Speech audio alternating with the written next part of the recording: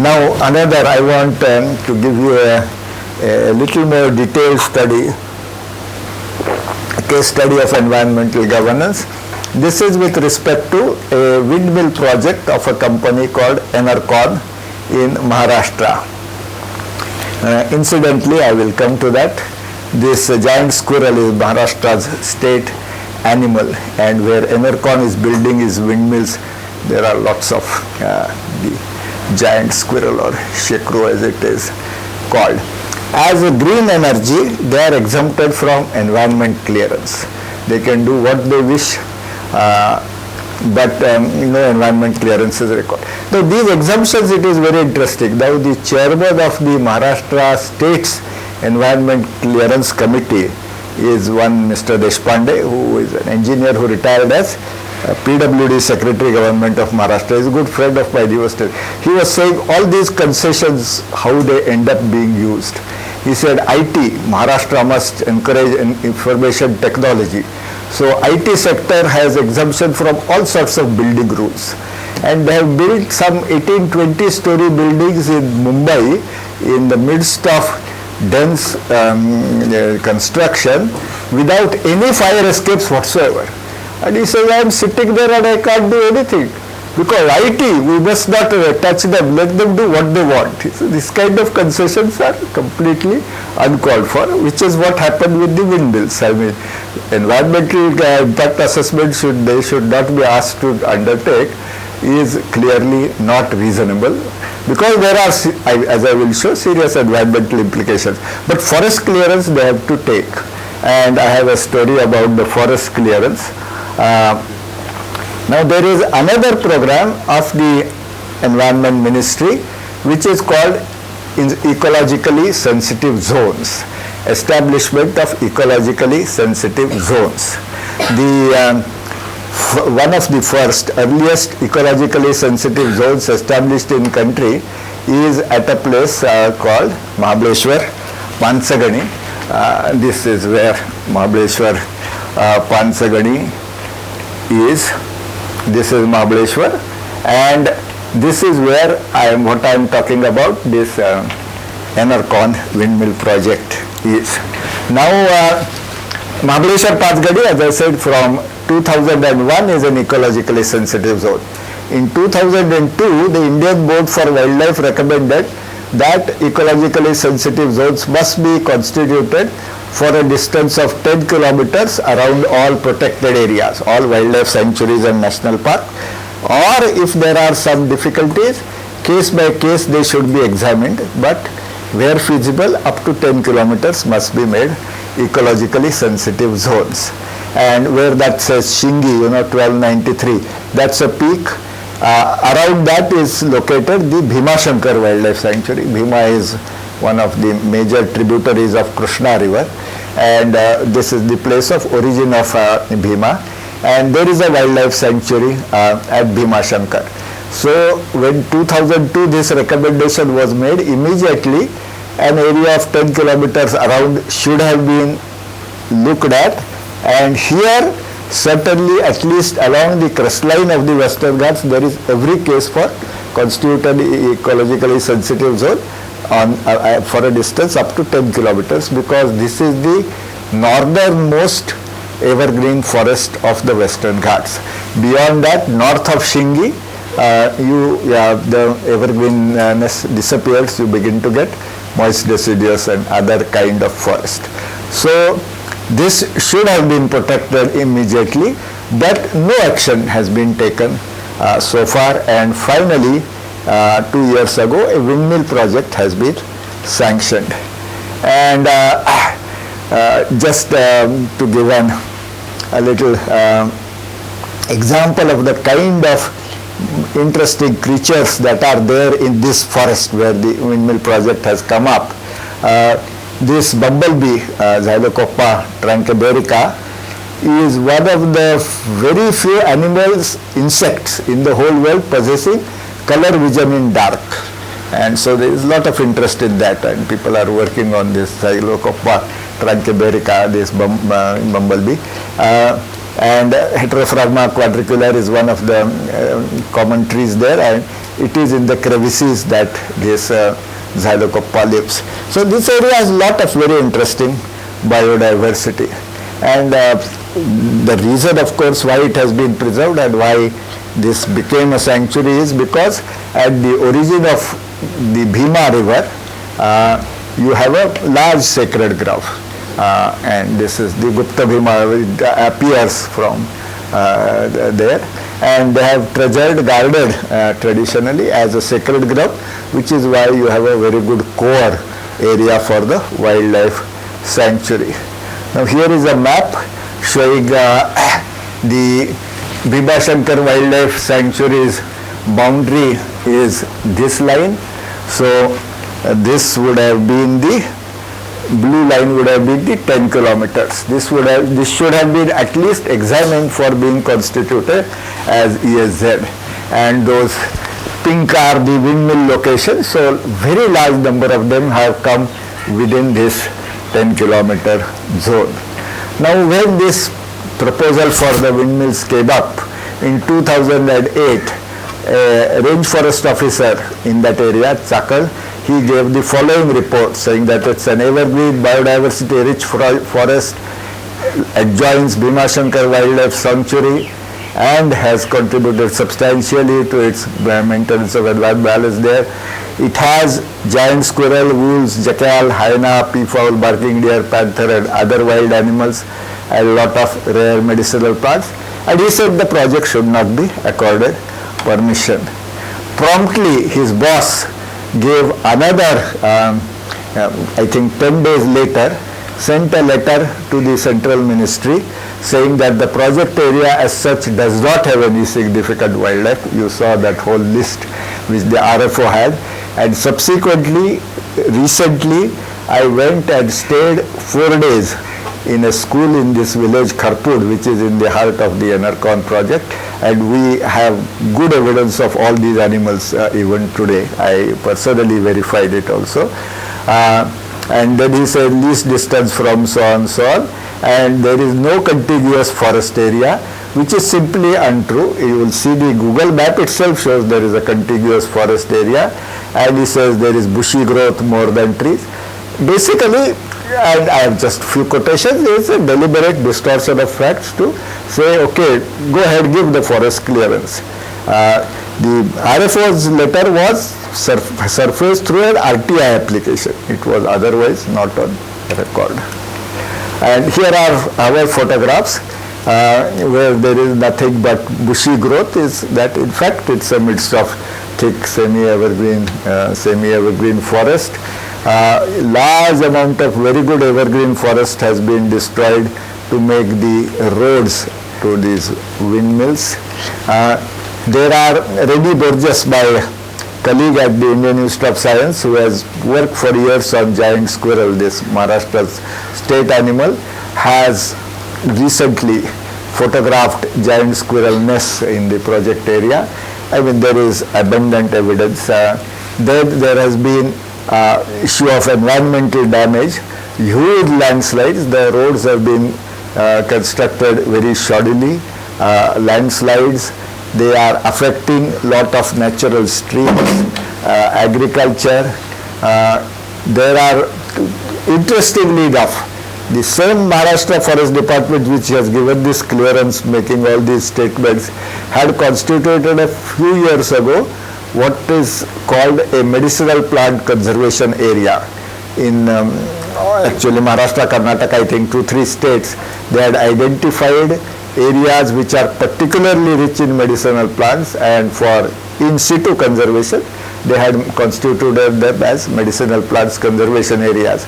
So right there within the windmills impact area is one Kharpur medicinal plants conservation area, and all these important medicinal plants are there.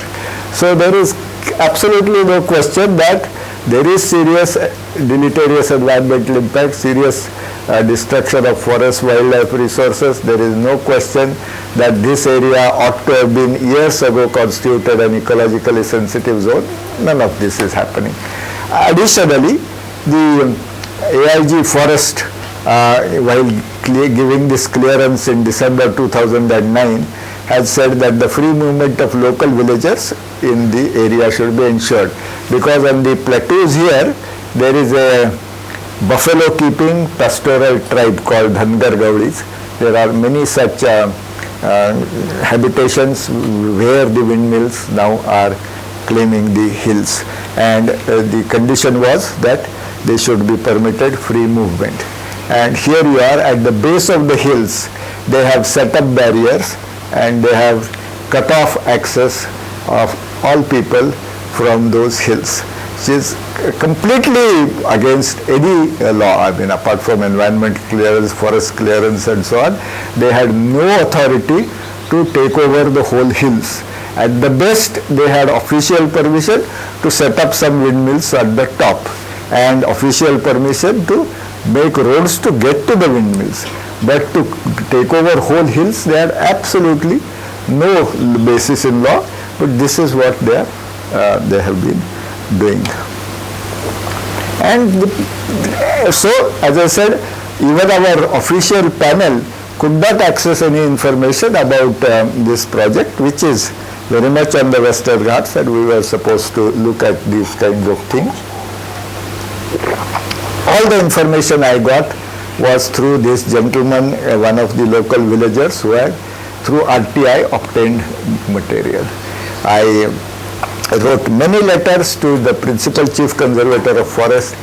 Finally, I got a response saying that we searched diligently, all correspondence relating to this entire matter is misplaced and nothing can be found. So, but when the RTI application went, they found it, by the way, and gave it also, because there is something else involved, I presume, in refusing, fortunately, under this act. Now, just to go a little further on some of these related issues, as I said, if you are thinking of environmental protection as relevant in the context of well-being of people at large, of the interest of national interest at large, then there is this famous statement of Mrs. Indira Gandhi at Stockholm: poverty is the worst polluter. So at least we should be, the environmental governance in the country should be ensuring that poverty is not being exacerbated through environmental degradation. And of course, there is acts like Air Act and Water Act and so on to make sure that environment is protected. And of course, one of the outcomes of the environmental protection should be to secure the livelihood basis of people. As part of our recent studies, we looked fairly carefully at a chemical industry complex at a village called Lote Maharashtra Industrial Development Complex near Chiploni in Ratnagiri district of Maharashtra. This has unbelievable levels of pollution. They have a common inflow treatment plant which does not work. Maybe it said in the last, the common influence treatment plant does not work. There are a lot of natural springs in that area on which people depended for agriculture and for their drinking water. Most of those around this Lote have become Vishanadya or whatever you call, poisonous springs, poisonous rivers. Then the major river Vashishti and the creek called Dabhol Creek, that has become exceedingly polluted, and it was one of the richest fisheries of this region. The fisheries have suffered very, very badly. Then there are other things which happen.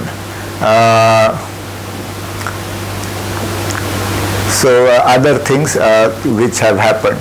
For example, somebody has gone and dumped a truck full of highly poisonous whatever waste matter in a drinking water supply tank of Khed town.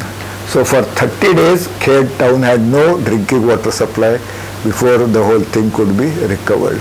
And all that says, the police complaint says that unknown parties have dumped poison in the Khed town supply drinking water district. Nobody has been brought to book. But they say yes, it has to be from one of the factories in the Lote MIDC. Then, interestingly, before going to Lote, I had a discussion in the Secretariat in Maharashtra in Mumbai.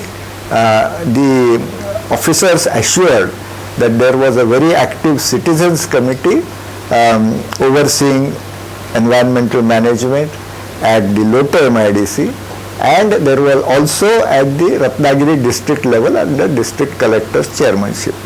So I went to Lote MIDC and I requested the pollution control board to convene a meeting of this committee. They did, and the members came and they said this is first time in 2.5 years that we are meeting, and they read out the minutes of their earlier meeting, said that not a single word of the recommendation has been acted upon.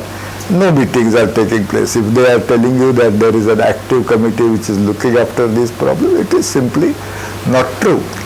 Then I went and asked the Ratnagiri district collector that I am told that in your district there is a very active citizens committee looking after environmental issues. Who are the people? I would like to meet them. Well, he said there is a proposal to set up such a committee, but it does not exist. But in Mumbai Sachivalaya, they with complete confidence tell you, and people who do not go down to the ground believe them, I am quite sure, that yes, there are all these committees functioning maybe throughout Maharashtra, throughout the country, and none of them actually exist on ground. Then how do they react to people's protests? The Pollution Control Board initially had an office at Lote MIDC.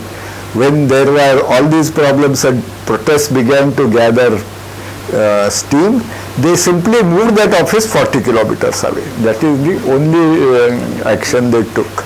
And then the next action they took, that the collector can now declare every time people are protesting, whatever section 144, and not allow people to gather together. They gave a list. This is official list from the Ratnagiri district collector's office of the number of days on which this Jamao Bandi was declared. In a space of 600 days, on 191 days there is Jamao Bandi. So you are not allowed to protest, is all the reaction. The pollution is not actually being controlled, and certainly agriculture, fisheries, a whole lot of serious, the weaker sections of the society there are suffering from it. So now question is, why is this going on? And I think the answer is that the India's economic growth is, at least in good part, being fueled by permitting high profits, by allowing environmental degradation, which is also exacerbating poverty. This is very nicely captured in this famous so-called toxic memo of Larry Summers. Larry Summers is one of the most influential people in the world today, I guess also.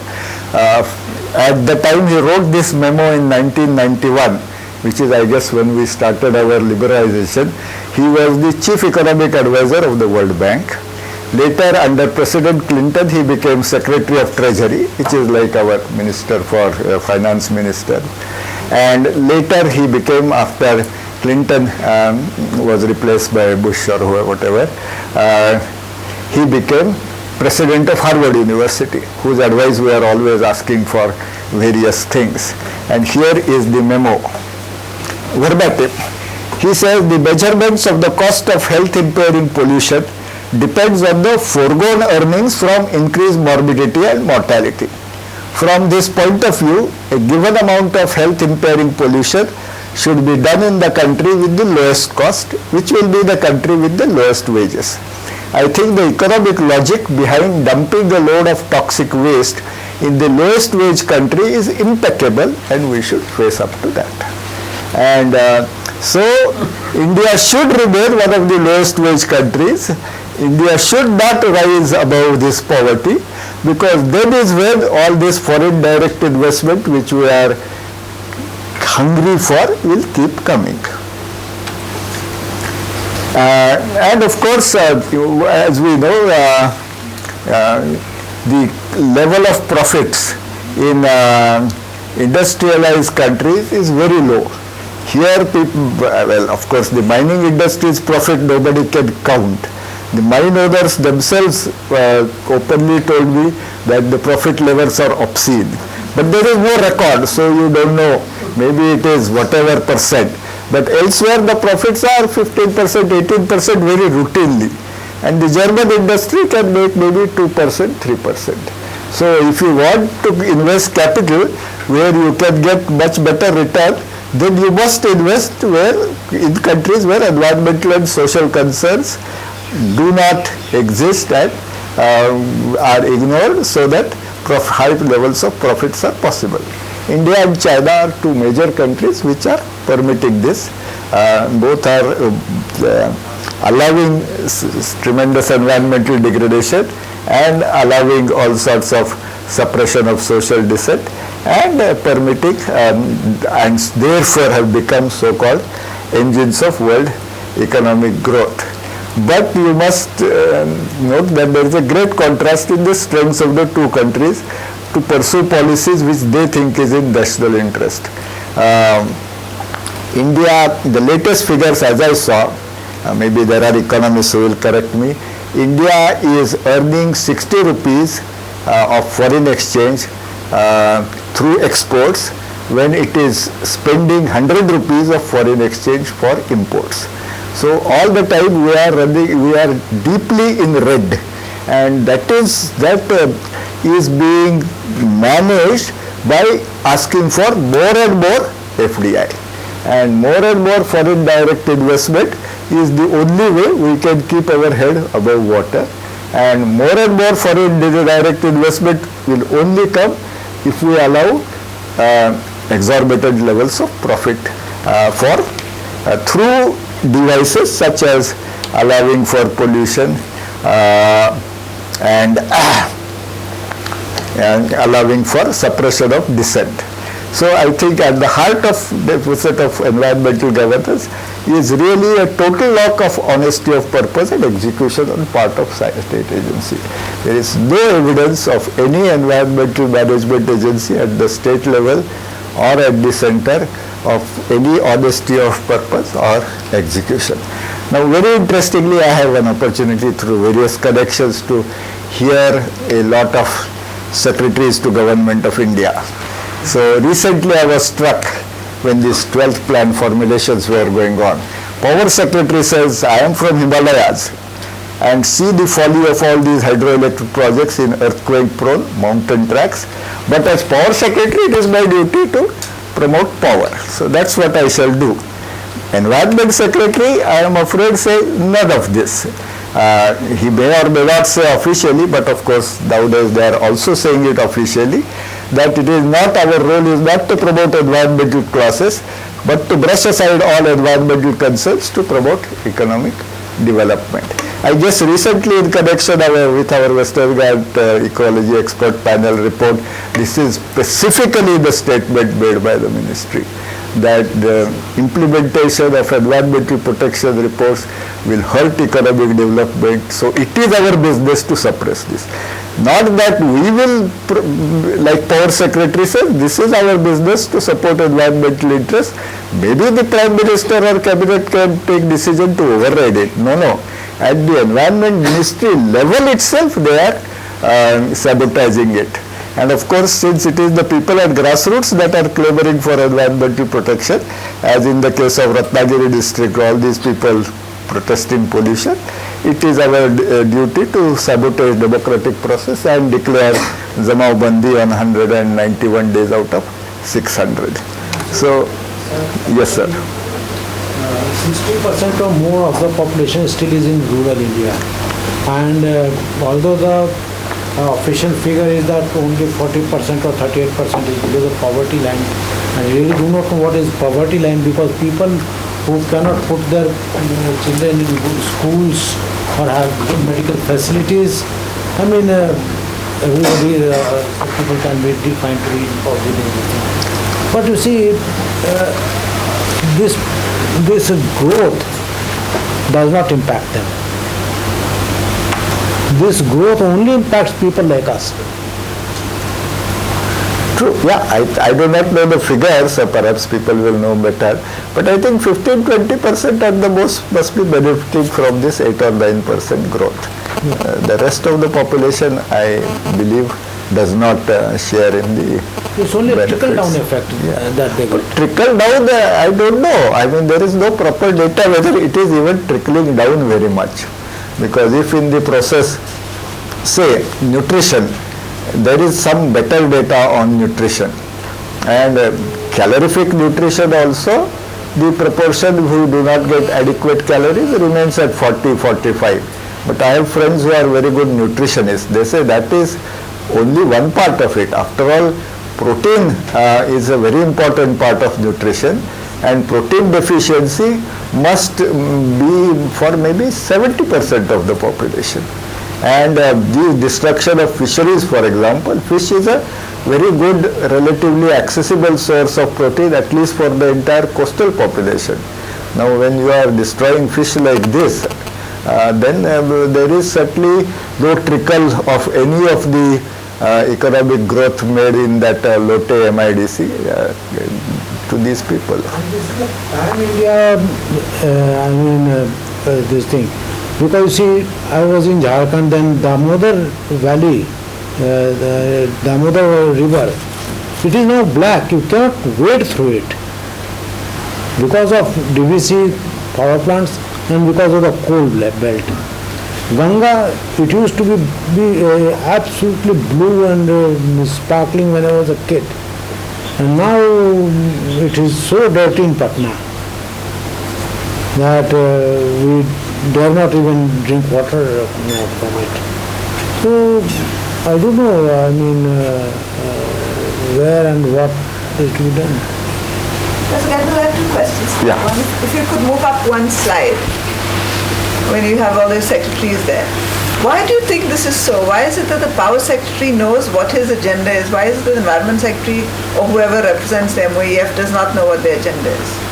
No, but I think both are listening to the economically powerful interests, and the economically powerful interests are telling Power Secretary to push for power, whatever may be the other considerations, and exactly the same interests are telling Environment Secretary to push for saying that economic interests are more important than environment, that, for example, zonal atlases of siting of industries should be suppressed.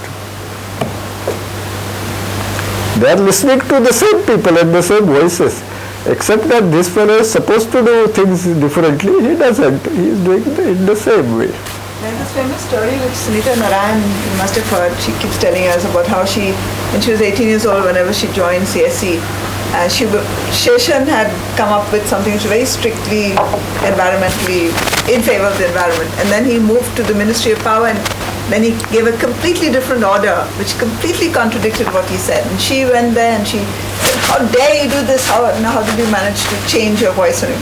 So she said, young lady, he said to her, when I'm the environment chair, I say this. When I'm in the power chair, I say this. But he had a very clear... Sheshan, I think, was one of the rare instances of an environment secretary who probably took his environment role a little more honestly and seriously. I don't think there have been many after him like that.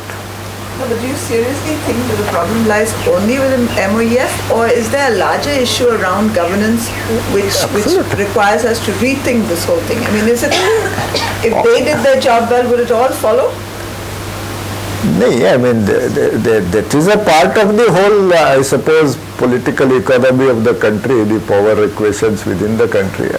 Bureaucracy plays a particular role in things getting done the way they get done. But it's not that bureaucrats, if they suddenly become different, which they cannot become given the situation, things will suddenly improve. I think the whole system has to. But you see, governance really fades into corruption. What is corruption? What is governance? Becomes very, very... The environment governance is not clear through bureaucracy is fine. It's not clear through political leadership is fine. and it's not clear from both the pillars, so that it is clear from the judiciary.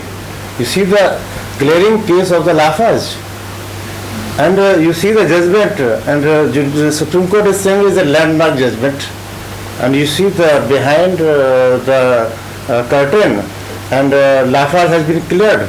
There is a clear-cut violation of the Forest Conservation Act, and the Supreme Court has cleared it, and number of other cases, big cases, have been cleared. So I mean to say, I like to emphasize over here, as far as governance is concerned, basically we are suffering from the governance, whether it is the environment governance or the governance in the other sector. So because poorest of the poor is directly linked with the environment or the ecosystem services. And so you have been deeply involved in the Forest Right Act, and that you compare how many rights have been recognized as a community forest resource. Very, very low in number, and compared to more than 12 lakh of the individual right to cultivate. Because, and you see the NC Saxena's report, Madhya Pradesh, Andhra Pradesh treated this legislation for the vote bank. And so it does not mean, actually governance, it all depends how we understand that. And me, you and everybody, every citizen of this region who is more elite is more responsible for that. And he rightly mentioned that if you go by the World Bank data, 74.8% people of India are below poverty line, $2 per day.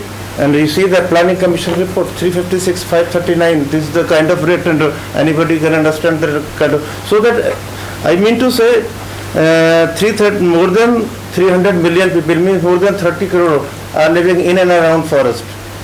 And they have certain good examples are there. You have shown one example, Ghats. There are examples of the Madhya Pradesh and Chhattisgarh also. Yeah. So people are getting good money. So that it should, and Prime Minister of Mr. Manmohan Singh has mentioned that technocrats and the researchers of this country have not done enough for the poor people. That's why they are poor. So that there is enough scope definitely for the natural resources to alleviate poverty, but much more effort are needed from the all sectors. Not exactly we cannot blame each other. No, fair enough. That's why I said to Lisha, I'm not saying that bureaucrats or the politicians are the only sector which are irresponsible. At other level, you can see so many things. I mean, I live in Pune in a housing society.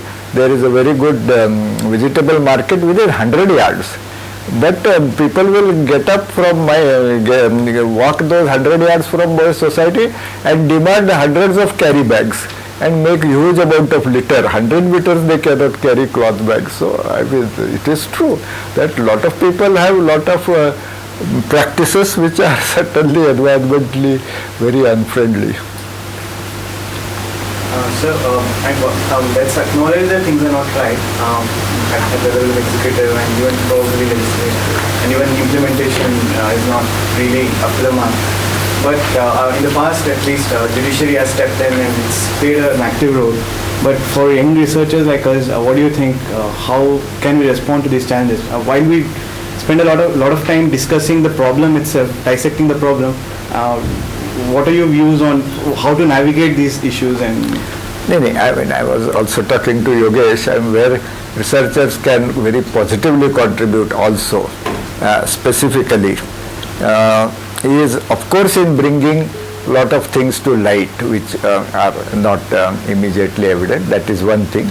But for instance, now in Gadgil district, something like 3 lakh hectares, I think, has been given as community forest resources. So those communities need good technical help for preparing management plans which are appropriate for both the ecological health of the forest and for their own interests. So there is a lot of research scope for young people with that kind of technical background to help them very positively. So I'm saying, when you look at institutional failure as a symptomatic issue of the larger issue that we are talking, how to plug some of these issues, and at what levels should we operate? And we deal with governments, we deal with civil society groups, we also work with communities, but at each level you see problems directed at the other levels. It's a case of deadlock in a way. No, I don't have any simple answer to these very difficult, complex questions. So one has to, I guess, look for where one can make a positive contribution.